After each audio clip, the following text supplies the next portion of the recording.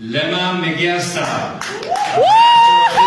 Gameessi siyaasaa Itoophiyaa PhD'n Dr. Lammaa Magarsaa ammas Master of Business Managementiin eebbifaman. Dr. Lammaa Magarsaa nama siyaasaa Itoophiyaa keessatti dhageettii guddaa qabanii fi yeroo pirezidaantii naannoo Oromiyaa turanitti jijjiiramoota hedduuf aarsaa kan falan yoo ta'u, akkuma wayyaaniin aangoo irraa kaateen michuu isaa yeroo sanaa fi muummee ministeera Itoophiyaa ammaa kan ta'e Dr. Abiy Ahmed wajjin gara aangoo hoggansa federaalaatti ol dhufuun mootummaa cimsaa ijaaruuf yaalanis haalli siyaasaa isaanii fi garee mootummaa amma biyya bulchaa jiru walsimuu dhabuun dhiibamee hoggansa biyyattii keessaa baafamuun kan yaadatamudha.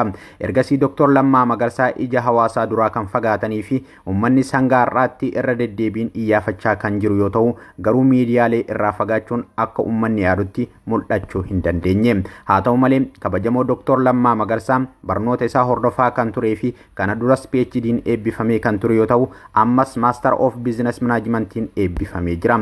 Isin waa'ee Dr. Lammaa Magarsaa maaliin yaadattu? Gama siyaasaa Itoophiyaatti osoo deebi'ee hoo maal irraa eegdu?